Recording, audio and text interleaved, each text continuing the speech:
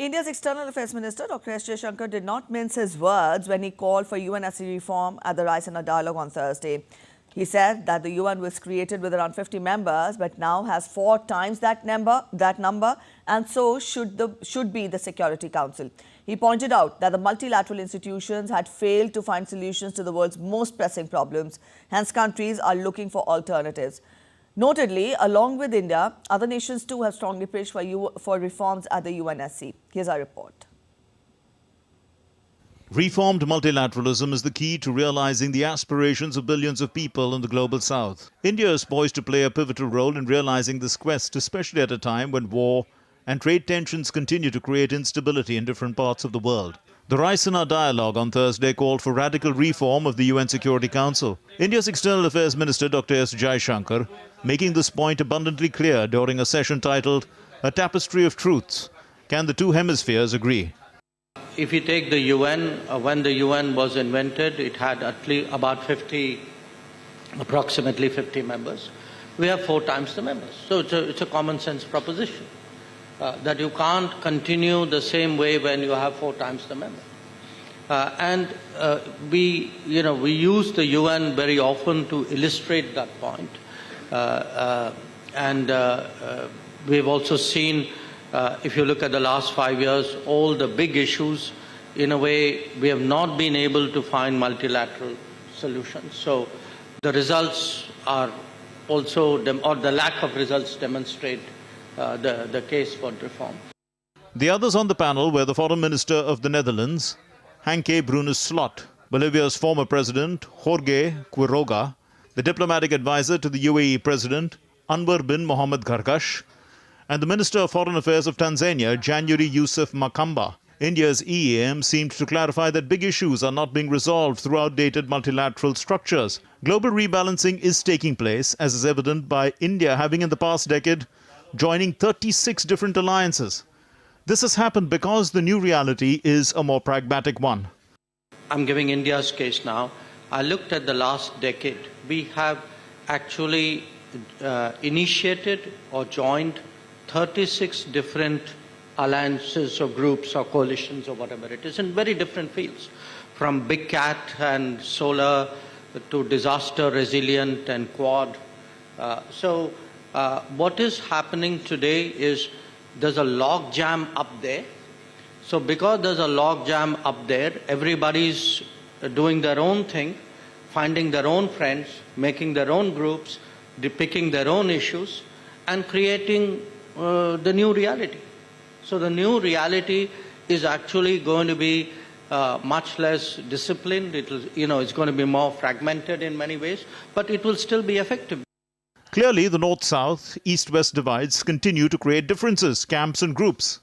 Tanzanian Foreign Minister Yusuf Makamba called out the double standards in how international laws appear to be enforced. We don't think that the current system works for us. We see a lot of hypocrisy in the way we deal with international issues that concerns us.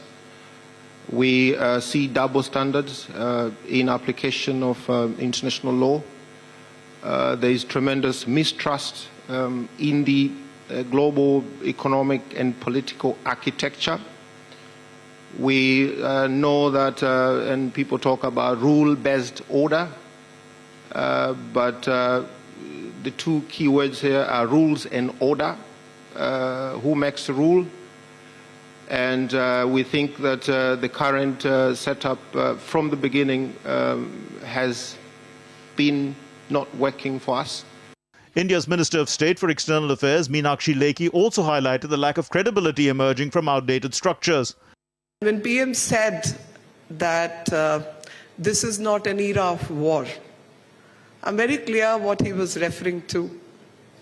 Of course, there's an immediate connection to the recent conflicts which are happening, but there is a deeper connection as well. And the deeper connection is looking at the multilateral fora, the bodies which were meant to resolve the conflicts, which were meant to prevent the conflicts in the first place, have somewhere failed to do so. The resolution requires vastness of understanding and vastness of purpose. The Raisina Dialogue also presents an opportunity for visiting leaders to catch up with the host nation to take forward their bilateral ties. The Indian-Nordic-Baltic 8 meeting also took place on the sidelines of the Raisina Dialogue. They discussed clean and green technologies and digital cooperation. EAM Jaishankar met the Albanian foreign minister and discussed deepening economic ties.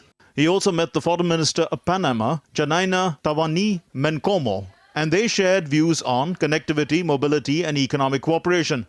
India's digital growth story is the product of astute planning and execution. The whole economic growth story that we are seeing today is a very well thought through story. The 4 pillars on which the economic momentum is built are very clearly thought through, very focused execution has happened. All the 4 pillars, there has been consistent work over the last 10 years. The work is giving us the result. External Affairs Minister Jaishankar held bilateral meetings with his counterparts from Slovakia, Ghana and Tanzania. They discussed cooperation and potential cooperation in multiple sectors. In recent years, Indo-Tanzanian ties have evolved into a modern and pragmatic relationship. There is diversified economic cooperation involving capacity building, training and concessional lines of credit and grants.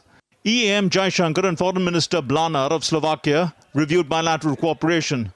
Two-way trade and investments have improved in recent times and many Indian multinationals are investing in Slovakia.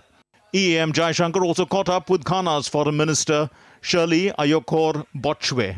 They looked at deepening bilateral cooperation, especially development partnership, and shared thoughts on reform of the Commonwealth. With the Indian Foreign Minister even citing the example of how, when India took the Kashmir issue to the UN, it was turned from an aggression issue to an accession issue by vested interests, thus underscoring the urgent need for reform of multilateral institutions, making them more inclusive and broad-based.